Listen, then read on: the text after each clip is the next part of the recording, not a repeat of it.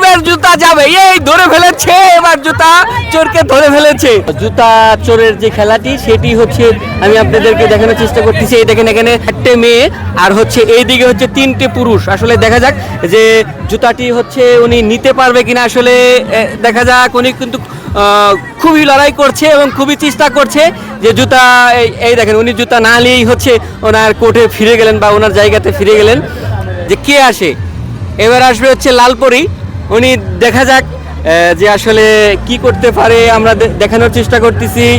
এই যে খুবই রিয়ারভাবে আপনারা দেখবেন যে আসলে খুবই চারিদিকে চোখ রেখে কিন্তু আজকে দেখা যাক যে হচ্ছে উনি আসলে জুতা চুরি করতে পারেন কিনা। আচ্ছা, এখানে একটা জিনিস আমি আপনাদের বলে রাখি যে এখানে শুধু ফানি, জাস্ট ফানি হচ্ছে। ভাই আপনি কিন্তু মিস্টেক করতেছেন, জুতা কিন্তু এবার চুরি হবেই। জুতা বাইরে চলে আসেন কেন?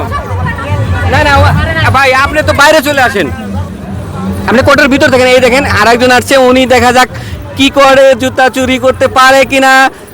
আসলে উনি এবারও নিতে পারলেন না, আবার ফিরে গেলেন। দেখেন এই যে মাস্ক পরে উনি এখন আসছেন যে কি বলে জুতা চুরি করতে পারেন কিনা। আসলে আমি আপনাদের দেখানোর চেষ্টা করতেছি,